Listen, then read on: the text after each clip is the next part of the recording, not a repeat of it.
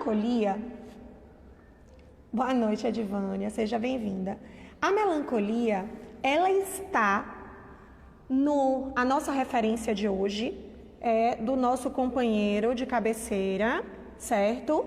Do livro que todo espírita tem do lado, que é o Evangelho segundo o Espiritismo. E a melancolia está no seu capítulo 5. O capítulo 5 é Bem-aventurados os aflitos. Para quem já leu o Evangelho e o tem como fonte de estudo, já deve ter percebido que Bem-aventurados os aflitos é o maior capítulo de o Evangelho, né? Por que será? Por que quando Kardec foi organizar as anotações que ele recebia, né, dos espíritos, ele traz no Bem-aventurados os aflitos, o seu capítulo mais longo. Observem que ele vai discorrer ao longo desse capítulo 5 sobre várias aflições que atingem a humanidade, né? Então ele vai trazer a melancolia, ele vai trazer o suicídio, ele vai falar sobre as doenças, ele vai falar sobre o sofrimento, ele vai falar sobre a perda de pessoas queridas, né? Que é a morte. Então, em Bem-aventurados os aflitos, Kardec compila, sobre a orientação dos espíritos, vários dissabores que acometem o ser durante o seu processo de encarnação, tá? Então ele vai falar sobre provas voluntárias, sobre o silício, e depois ele vem no capítulo 6 com o Cristo Consolador. Então ele traz no capítulo 5 várias aflições. E quando a gente lê a melancolia, tá? Como ela está posta lá no Evangelho, uma das coisas que a gente identifica é que, apesar de ela está no item 25, serem apenas 2 parágrafos, né, dedicados a esse tema, ele é um convite. E eu quero falar para vocês hoje sobre esse convite que é feito pelo Cristo com relação à melancolia. Nery, você está dirigindo? Se você estiver dirigindo, vá dirigindo aí com cautela, viu? Que eu estou vendo aí que você está na estrada, mas está ouvindo. Fico muito feliz. Bom, primeiro vamos entender um pouco o que é melancolia, tá? Melancolia, a gente tem vários conceitos sobre esse termo. E esses vários conceitos, eles são apropriados por várias ciências. Então, a gente tem a etimologia da palavra, que seria a sua origem. A gente tem o que a psicanálise fala sobre a melancolia. A gente tem outras linhas terapêuticas que falam da melancolia, e nós ainda temos uma questão. A melancolia, ela tem um caráter histórico muito importante. Por quê? Porque ela foi uma das primeiras formas de sofrimento registradas pelos primeiros historiadores. Então, Hipócrates e vários outros historiadores, eles já descreviam, historiadores os primeiros cientistas da medicina, né, por assim dizer, ele já descrevia uma forma de sofrimento que acometia algumas pessoas como melancolia. E na época de Kardec, o termo melancolia era muito utilizado, porque naquela época não existia ainda o termo depressão. Então, ele era muito utilizado, às vezes até de maneira equivocada, para falar de pessoas que estavam em estados depressivos. Mas, Alice, melancolia e depressão são a mesma coisa? Olha só. Enquanto eu estudava sobre o tema, eu percebi que alguns autores espíritas, eles dizem o seguinte: como na época de Kardec não existia o termo melancolia, Kardec se utilizou desse termo para descrever um processo que hoje nós conhecemos como depressão. E outros autores que dizem o seguinte: não, melancolia e depressão não é a mesma coisa. Eu estou para com esses autores que trazem que melancolia e depressão não são a mesma coisa. E por quê? Vamos entender por quê. Quando a gente pensa em depressão, a gente está trazendo uma doença, tá? Uma doença que ela é grave, tá? Ela precisa de cuidados mais especiais e ela já está instalada. A depressão, ela seria um estado mais profundo, mais longo de tristeza e de melancolia. Entenderam? Entenderam até aí? Então a gente tem a depressão como algo mais instalado no ser. Ela já está mais enraizada no ser. Então ela precisa de um tratamento mais profundo, mais eficaz. Mas enfim, o que seria essa melancolia? A gente às vezes ouve pessoas dizerem assim: eu tenho um estado meio que sazonal. Quando chove ou quando anoitece, eu me sinto melancólico, eu me sinto entristecido. Observem a sutileza. Eu me sinto entristecido, eu me sinto melancólico. Muitas vezes a melancolia, ela é apresentada como uma forma de enxergar a vida de maneira mais amarga. As coisas perdem um pouco a cor. A comida perde um pouco o sabor. É aquela vaga tristeza que se apodera da gente, que aperta o nosso coração, que a gente, às vezes, percebe a sutileza dela, outras vezes ela é quase que imperceptível, a gente não reflete muito, a gente só sente. Sabe quando a gente só sente? Ela chega, se instala, a gente sente, mas a gente não para muito para refletir sobre ela. A gente sente aquele abatimento, aquela amargura, ela se aloja ali e passa quase que imperceptível.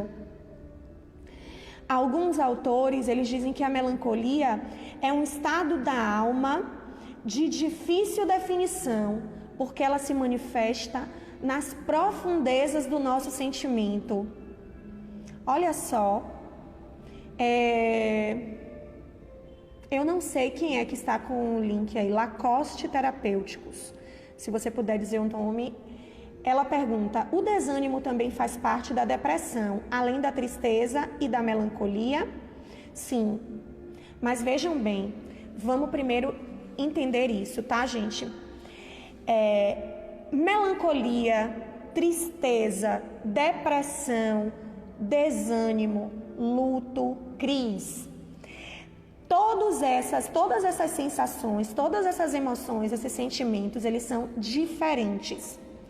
Na depressão, a gente vai ter, sim, tristeza, desânimo, melancolia. Mas na melancolia, não necessariamente a gente vai ter um estado depressivo. A depressão é um pouco mais grave. A melancolia, ela é passageira, ela é transitória, tá? A gente vai discutindo, Cris, ao longo sobre isso. E aí, se a sua dúvida persistir, você pode perguntar novamente, tá? Então, o que a gente tem até aí? Que a melancolia, ela é um estado quase que imperceptível de tristeza, uma leve tristeza que aperta o coração, que nos traz um certo sofrimento. Muitas vezes ela afeta o sono das pessoas, tá? Ela afeta o apetite das pessoas. Ela pode ser desencadeada por N fatores, né? Como eu trouxe para vocês, a chuva. Estamos no inverno, a gente chama de melancolia sazonal. O inverno chegou, vem para mim aquele abatimento, aquela tristeza. Ou à noite, o entardecer, e num processo de TPM, muitas mulheres, né, durante a TPM se sentem melancólicas, recorrem ao choro, ficam mais sensíveis. A gente tem aí também, muitas vezes, um abatimento por conta da perda de um ente querido, ou alguém que nos dê uma bronca no trabalho, os jovens por conta de uma nota na escola, ou os não tão jovens que estão na faculdade por conta de um desentendimento, enfim. São vários fatores que podem ocasionar melancolia, tá? E como é que a gente identifica isso? Como é que a gente identifica isso? A gente percebe que quando estamos melancólicos, observem que a melancolia ela é sutil. Tem pessoas que elas costumam dizer que vivem uma eterna melancolia. E a gente vê que existem muitos artistas que são melancólicos, muitos poetas, muitos músicos, né, escritores ou artistas plásticos. Por quê? Porque a melancolia dá uma certa inspiração. Então, possibilita que eles tenham uma maior conexão com esse lado criativo, certo? Mas quando é que a melancolia preocupa? Ela preocupa quando ela se instala de uma maneira que não é combatida eficazmente. E aí ela vai gerar na gente, ela pode gerar, tá? Não é que ela vá gerar, ela pode gerar na gente uma angústia mais profunda, ela pode desencadear um processo depressivo. Boa noite, Eliana, seja bem-vinda. Edivânia está falando, melancolia igual a tristeza, existem diferenças, tá? A tristeza não necessariamente ela é a melancolia, mas na melancolia existe tristeza. Quando é que a gente começa a preocupar, tá? Quando a gente começa a ver a vida de maneira amarga, quando a gente começa a buscar sair de situações tristes e já não consegue sair com tanta facilidade, quando a gente começa a perceber um abatimento físico e mental mais que nos prejudique, que nos incapacite mais nas nossas situações do dia a dia. E a melancolia ela vem acompanhada desse abatimento físico e mental, tá? Na grande maioria das vezes, quando a gente está melancólico, essa tristeza de alguma maneira, né, esse sentimento, essa sensação de tristeza, de alguma maneira vai deixando a gente menos ativo no nosso dia a dia. E aí, nós que somos espíritas, muitas vezes, né, a gente consegue enxergar de onde vem esse vazio. Só que a gente precisa entender por que estamos assim, né? Por que a gente está se sentindo dessa maneira? Que sensação é essa de que me falta algo?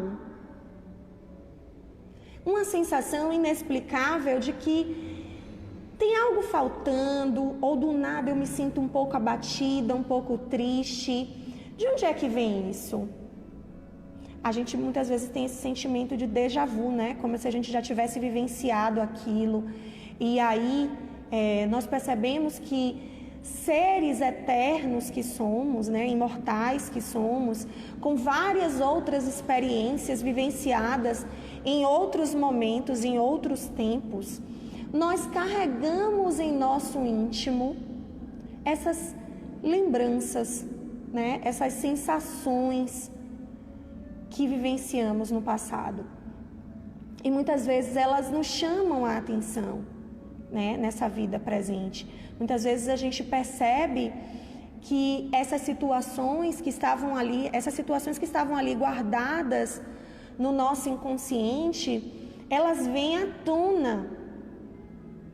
Elas vêm à tona em forma de um vazio injustificável, um peso grande demais que muitas vezes a gente não consegue carregar, né? A gente tem a sensação falsa que não consegue carregar, não é? Vamos fazer uma reflexão agora? vamos tentar imaginar o que nos tem deixado tristes. O que tem nos abatido? Não precisa escrever, não precisa responder. Vamos responder para nós mesmos. O que é que tem me deixado triste? O que é que tem me deixado abatido, desanimado, fraco, desencorajado? O que é? O que é que tem nos angustiado?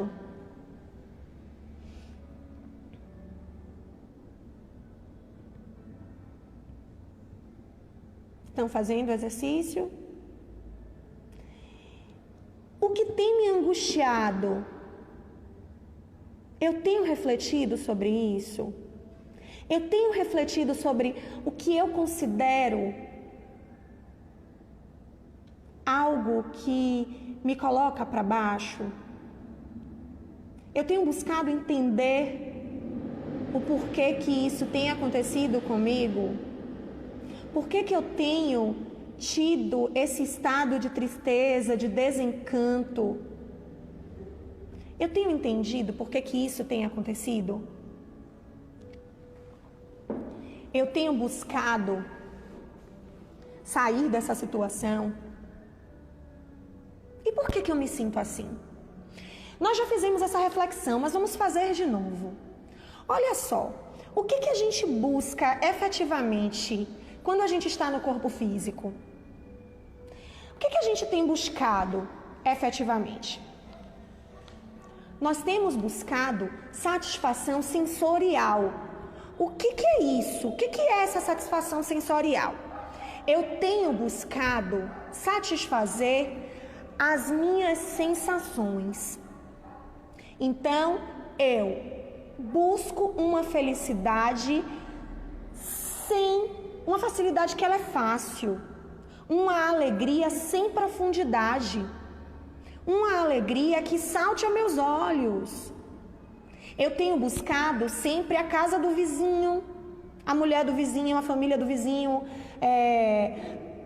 os bens materiais do meu vizinho. Eu tenho olhado sempre o outro.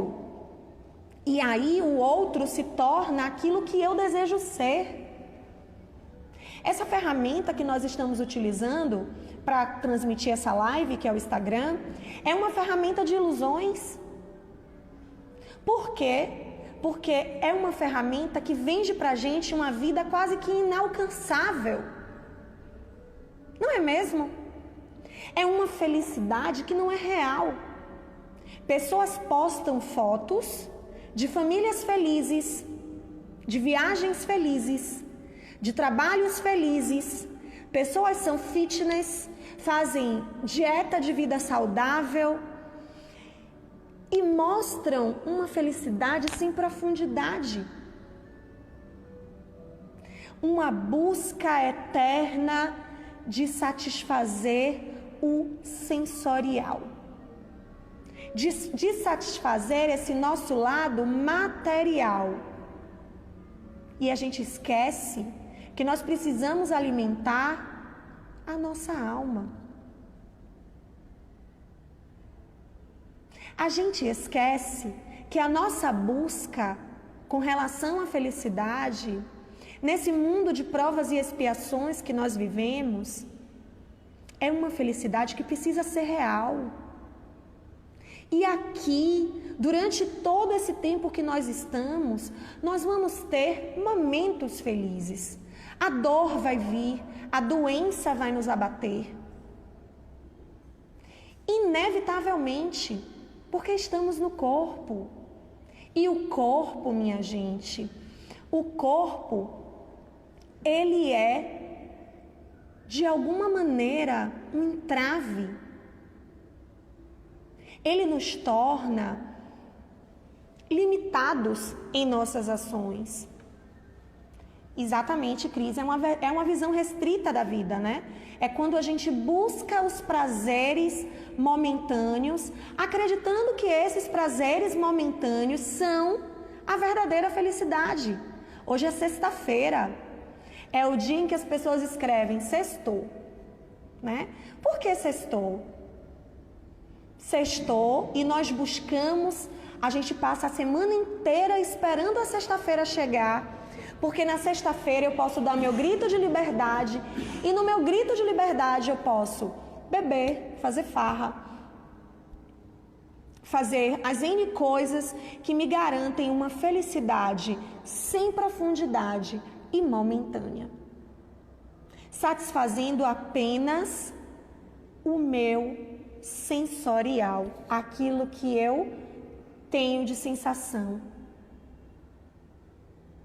Só que sabemos que vamos morrer, não é mesmo?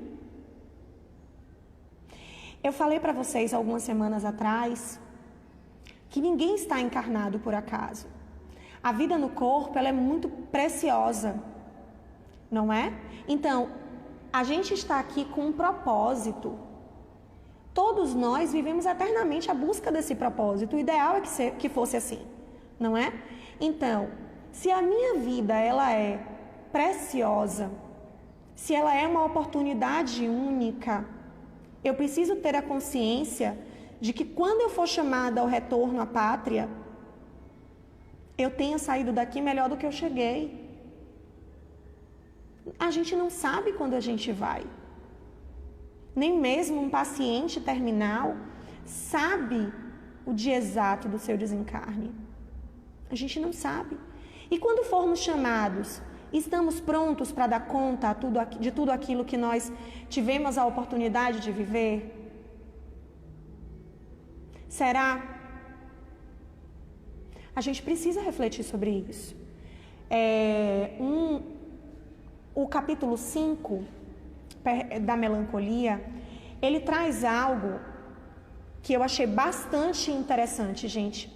O foco da mensagem, a melancolia do capítulo 5, Sede Perfeitos, é um convite o tempo inteiro para a saída desse estado de tristeza e de amargura.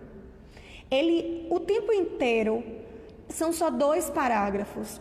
O segundo parágrafo, ele começa assim: crede-me, resiste com energia a essas impressões que enfraquecem vossa vontade.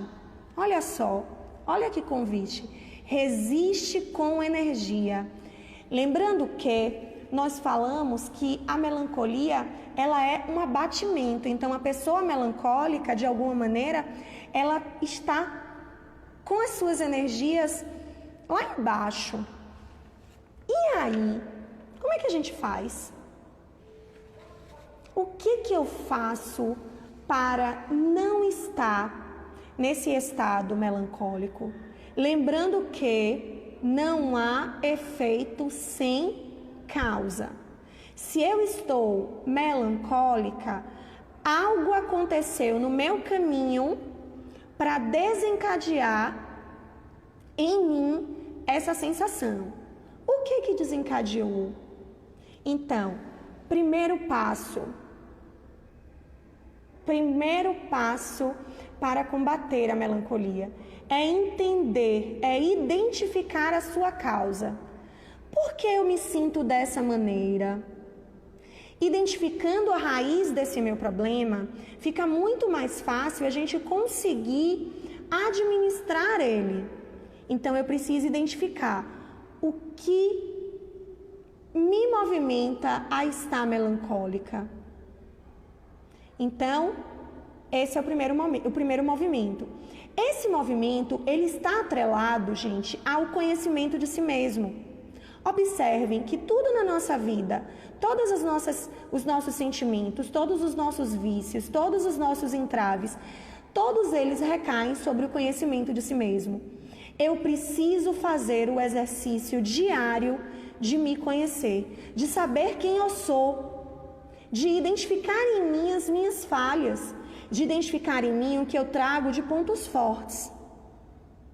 Tá? O que eu tenho que é mais tranquilo de lidar, o que é mais fácil, o que não é tão fácil ainda eu lidar. Então, se eu me conheço, eu vou começar a perceber de maneira mais tranquila a raiz dos meus problemas.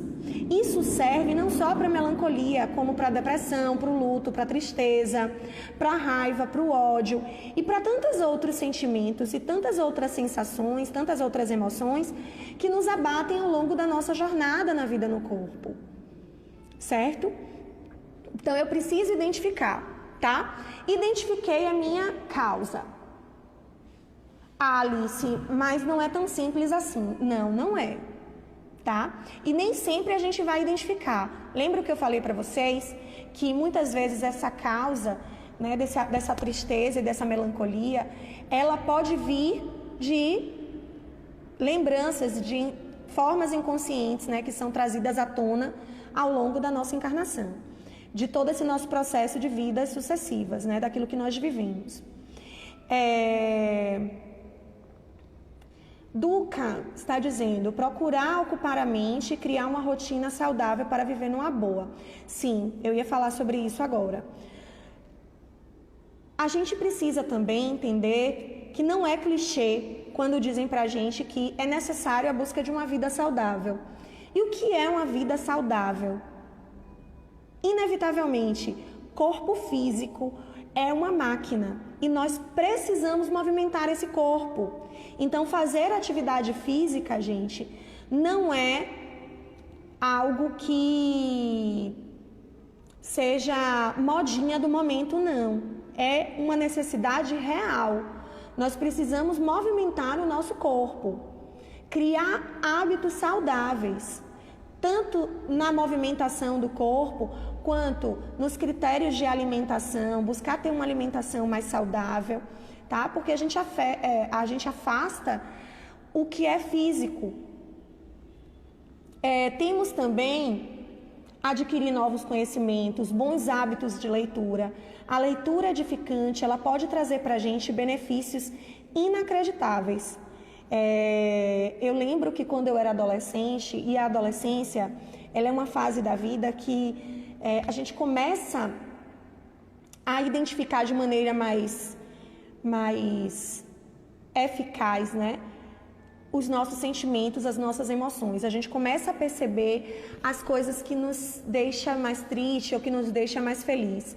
E eu lembro que quando eu era adolescente, um dos recursos que eu utilizava toda vez que eu me sentia abatida, ou triste, ou desanimada, ou melancólica, eu utilizava a leitura. E eu era uma leitora feroz, uma leitora voraz. Eu gostava de ler, eu gosto de ler. Então, para mim, a leitura, ela é uma estratégia para sair um pouquinho desse universo que às vezes nos preocupa. Não que a gente deva jogá-lo para debaixo do tapete de maneira alguma, mas é uma maneira de tornar a nossa mente mais em movimento, né? Adquirir conhecimentos novos. É uma maneira de mudar o foco. Muitas vezes a gente fica com o foco no problema. E talvez a solução desse problema esteja justamente em sair do foco. Tem uma frase de Chico que eu acho incrível. Claro que ela soa... Boa noite, Carmo. Boa noite, Grace. Sejam bem-vindas. Ela me soou até um pouco cruel, mas assim, Chico contava, né, que quando ele se sentia triste, desanimado, melancólico, abatido, que ele ia para lugares que as pessoas tinham uma vida bem difícil, né? Lugares que eram bem complicados de se viver. E ele ali, naquele lugar, ele realizava o trabalho que estava ao alcance dele. E quando ele voltava para casa, ele se sentia envergonhado porque ele dava conta de que aquele problema dele era infinitamente menor do que os problemas daquelas pessoas. Isso também não quer dizer que a gente deva jogar os nossos problemas para debaixo do tapete. Não. Cada um sente a sua dor. E sentindo a sua dor, percebe o quanto lhe dói. A dor que existe em mim não necessariamente é a mesma dor que vai existir em Carmosina, por exemplo. Ou em Grace. Talvez a gente esteja passando até pela mesma situação. Mas cada uma de nós vai sentir de uma maneira. certo? Por quê? Por que isso? Porque somos pessoas diferentes, porque estamos vivendo experiências diferentes, porque estamos em fases de vidas diferentes, porque dentro do processo de vida, né, de imortalidade que temos, não necessariamente estamos no mesmo estágio. Então, cada um vai sentir de maneira diferente. Agora, eu queria pegar esse conselho de Emmanuel para Chico, né? De que ele saísse e fosse ajudar pessoas. Existe, gente, no trabalho voluntário, um processo de satisfação indescritível. Quando a gente percebe que o problema do outro é diferente do nosso e muitas vezes é infinitamente maior, e a gente se coloca na condição de auxiliar essas pessoas, a gente muda completamente o foco. A gente muda completamente o foco. A gente torna a nossa vida mais útil. Eu sou uma fã do trabalho voluntário. Eu penso que o trabalho voluntário, ele é necessário. Acho que a palavra não é nem fã. Mas enfim, o trabalho voluntário, ele é necessário. Todos nós, a gente às vezes diz assim, mas eu não tenho tempo. Será que a gente não tem? Imagine que se cada um de nós, que ainda estamos em nossos lares com certo conforto, se cada um de nós tivéssemos a disponibilidade de arregaçar as mangas e fazer o mínimo para o nosso próximo, imagina o quanto que a gente ia conseguir ver, né, disseminado o bem entre as pessoas. Imaginem só. Imaginem. Às vezes a gente fica naquela fala, né, que é bem clichê, inclusive. Mas me falta tempo. Mas a gente perde 1 hora no WhatsApp. E a gente poderia estar perdendo 1 hora dentro de um berçário, num abrigo, carregando um bebê que foi abandonado numa caixa de papelão, no lixo. A gente poderia estar dando colo para esse bebê nessa 1 hora. Ou a gente poderia estar realizando uma tarefa mais simples. Eu não quero ir no abrigo, eu não tenho estrutura para isso. Mas tem aquela pessoa que mora do nosso lado que muitas vezes só precisa do nosso ouvido. Ela só precisa que a gente se disponibilize a ouvi-la. Ouvir as suas angústias, seus medos, suas incertezas diante da vida. Então, quando a gente diz assim, olha, mas eu não tenho tempo, será que a gente não tem realmente? Ou eu não sei fazer nada. Eu lembro que uma vez, Maria Eduarda, a minha filha hoje ela tem 14, mas na época ela devia ter 10 anos. Eu já ia para abrigo, né? Eu já fazia uma atividade pedagógica num abrigo. E ela disse para mim assim, minha mãe, eu quero ir. Eu quero ir para brincar com os meninos no abrigo. Eu disse a ela, filha, massa, legal. Vamos brincar com as crianças no abrigo. Então, o que a gente faz, né, com as crianças? A gente dá para a criança também a oportunidade de fazer o que está ao seu alcance. Olha só. E aí ela começou com a tarefa de brincar com as crianças no abrigo. Depois, ela passou para a tarefa de ir para o berçário trocar fralda das crianças, porque naquela época a Sofia já tinha 1 ano e pouco e eu já tinha ensinado a ela a trocar fralda e 12 crianças para uma pessoa, uma cuidadora, alguém tinha que ajudar naquelas trocas de fralda. E ela foi ajudar a trocar fralda. Então, assim, incluir as nossas crianças, né, nesse movimento do trabalho voluntário, para que a gente entenda que o problema do outro também existe. Para a gente sair desse movimento egoísta que nós temos de achar que somos o centro do mundo e que só existe problema em nós. Isso não é real, não é verdade. Todos que estão no corpo físico, em um determinado momento do seu processo de encarnado, vai se ver diante de um problema. Ou melhor, de muitos deles. Porque faz parte. e atenuando o problema do outro, entendendo o problema do outro, muitas vezes é uma ferramenta mínima para sairmos dos nossos próprios problemas. A gente tem também, como uma estratégia bacana, o sair da rotina, fazer algo diferente. O trabalho voluntário é algo diferente. O trabalho voluntário é sair da rotina.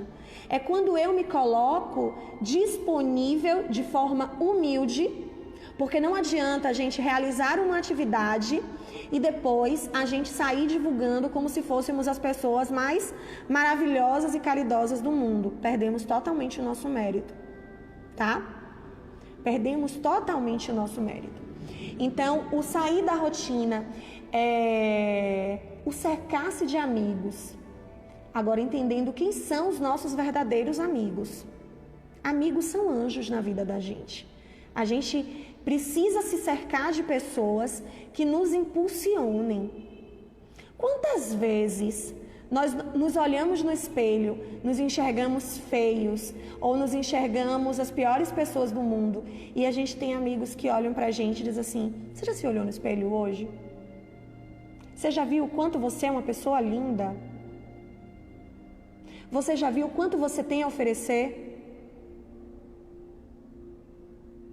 Você já percebeu quantas coisas bacanas cercam a sua vida? Você já se percebeu saudável? Quantas vezes a gente precisa agradecer aqueles anjos que estão nas nossas vidas? E que bom que eles existem, não é? Que bom que eles fazem essa diferença. Cercar-se deles, meus amigos, é um bálsamo, é um remédio extremamente salutar, porque os amigos são os irmãos que o nosso coração escolheu. Muitas vezes a gente tem no amigo uma companhia muito mais fácil de lidar do que aquele irmão biológico que nós temos e que não rola afinidade, não é?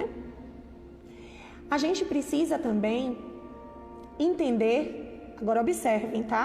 Os amigos, eles precisam ser bem escolhidos. Não é qualquer um para a gente chamar de amigo, não. A gente precisa também entender a necessidade da mudança. Essa necessidade de mudança, ela está atrelada ao conhecimento de si mesmo, tá? A partir do momento que eu me conheço, que eu identifico em mim aquilo que eu necessito mudar, eu preciso começar a fazer todo o processo de mudança. Esse processo, ele é lento, na grande maioria das vezes ele é iniciado nessa existência, mas a gente ainda vai precisar caminhar bastante. E não devemos nos desencorajar, a gente precisa iniciar. A gente tem o recolhimento em prece como uma estratégia para sair da melancolia.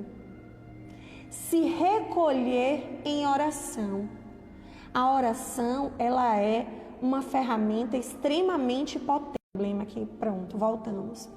A oração, ela é um instrumento extremamente potente, porque a oração, ela vai me blindar, ela vai trazer para mim os bons espíritos que se afeiçoam comigo para me encorajar, para me intuir, para me dizer: olha, você consegue.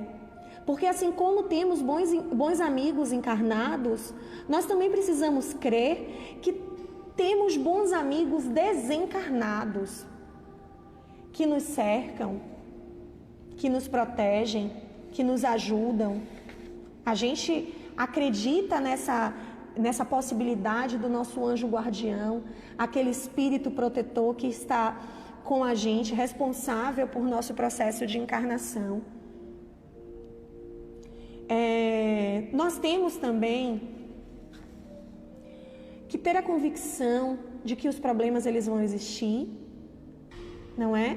Inevitavelmente, mas nós, à proporção que avançamos, precisamos nos sentir encorajados e termos a certeza de que tudo passa. Tudo. A melancolia, ela é passageira. Ela vai existir em todos nós, em algum momento da vida. Mas ela vai passar. Ela vai passar. O tempo que ela vai habitar em mim, sou eu que escolho. Eu posso escolher viver aquilo, ou eu posso escolher viver aquilo aquele dia, mas no dia seguinte, quando eu acordar, eu entender que eu preciso levantar, né? Porque o dia ele vai renascer, o sol ele vai voltar, e eu preciso acordar e dizer: hoje eu tenho uma nova oportunidade. Hoje eu tenho um novo dia para viver. Eu tenho uma nova chance de fazer a diferença na minha vida. E na vida, talvez, daquela senhora, minha vizinha, que todo dia bate na minha porta querendo me contar um caso. Ou daquele meu amigo que me liga no meio da tarde e diz para mim: eu preciso conversar. Ou daquela criança que está ali no abrigo há 15 anos, mas está cheio de dúvidas sobre esse mundo aqui fora e só quer que a gente sente com eles. Ou daquela velhinha e daquele velhinho que vivem nos abrigos e asilos de Salvador ou de qualquer outra cidade do mundo e que desejam profundamente alguém sentado ali do lado, segurando sua mão, até no silêncio. Todo dia é uma nova oportunidade de seguir, de viver, de se reconstruir, de se refazer, de se reorganizar, de se dar uma nova oportunidade de fazer a diferença. Existe uma palavra, né? Eu vou deixar para dizer ela no final. Esse mês de setembro, a gente tem uma reflexão muito importante, né, no nosso país, que é o Setembro Amarelo. Eu sei que existem algumas lives programadas, não é isso, Lima? Tem duas lives programadas que vai falar sobre esse tema tão delicado, né, que é o suicídio. Não é tema da nossa live de hoje, tá? Nossa live hoje fala de melancolia e enquanto eu estudava eu dizia: olha, eu não vou poder fazer essa live sem sorrir não, porque se eu fizer sem sorrir a gente vai ficar com essa sensação, mas vamos fazer sorrindo. Que é a reflexão sobre o Setembro Amarelo, né, com relação ao suicídio. E o que melancolia? Carmô está dizendo aí, ó, aquela vizinha para levar ao médico. Com certeza, Carmô, de vez em quando aparece uma. O que a melancolia tem a ver, né, com o suicídio? Observem no início da nossa fala o que a gente trouxe. Que a melancolia, ela pode sim ser perigosa, né? A partir do momento que eu deixo ela se instalar em mim, que eu não cuido dela, que eu não combato ela com todas aquelas alternativas e tantas outras que a gente vai encontrando ao longo do caminho, ela vai gerar uma angústia, ela vai gerar uma depressão. E uma das maiores causas do suicídio são os processos depressivos, tá? Então, vamos ter esse cuidado, essa cautela de fazer essas reflexões. E como o Carmô disse, aquela vizinha para levar ao médico, ou aquela vizinha para conversar, aquele amigo para conversar, muitas vezes nós podemos ser as pessoas que vão ser uma ferramenta para evitar que algo aconteça nesse outro, né, com esse outro. Claro que a decisão ela é sempre do outro, né? Nós temos o livre-arbítrio de escolher e de definir aquilo que nós fazemos, mas nós podemos apoiar o outro. E para finalizar, eu queria deixar um trecho, uma fala de Jesus e queria propor a todos, né, a leitura ao longo dessa semana que se inicia do capítulo Bem-aventurados os aflitos, capítulo 5 de o Evangelho. Fazer o estudo do Evangelho nos fortalece, tá, gente? Fazer o estudo do Evangelho em família fortalece a nossa a nós, ao nosso universo pessoal, fortalece aqueles que estão conosco, edifica a nossa casa em bases sólidas, nos permite ser felizes de maneira sólida, com profundidade. Vamos parar de buscar a felicidade superficial, a felicidade do momento, e vamos começar a compreender que precisamos edificar essa nossa felicidade em bases sólidas. Carmo está dizendo que o remédio dela é cantar. É o remédio de muitos. É o remédio de muitos, Carmo. De cantar, de fazer poesia, de escrever, de dançar. Cada um tem o seu remédio. O meu remédio para afastar a melancolia, eu já contei. O meu remédio, sem dúvidas, para mim, Alice, o que funciona é o trabalho voluntário. Toda vez que me sinto triste, nada aquece mais o meu coração do que estar abraçada com uma criança. Nada aquece mais o meu coração do que carregar e tirar aqueles bebês que são acamados daquela cama, do berço do orfanato, porque criança de orfanato fica acamado, tá, gente? Sem ser. Mas para encerrar, eu queria dizer para vocês o seguinte: Jesus, em suas passagens na sua passagem por aqui, ele disse muitas coisas, né? Ele deixou muitas mensagens que são atuais, mesmo 2000 anos tendo se passado. E uma das coisas que ele nos disse foi o seguinte: buscai primeiramente o reino dos céus e a sua justiça, que todas as outras coisas vos serão dadas por acréscimo. Então, o convite que eu quero fazer, o convite que Jesus, na verdade eu não, porque não sou ninguém, o convite que Jesus nos faz é buscar primeiramente o reino dos céus. Buscar primeiramente as coisas de Deus. E todas as outras coisas, elas nos serão acrescentadas.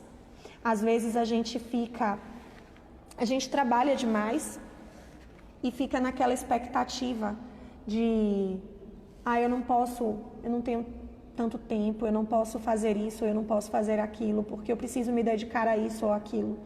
E a gente esquece de confiar.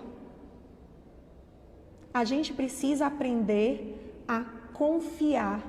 Confiar que tudo passa.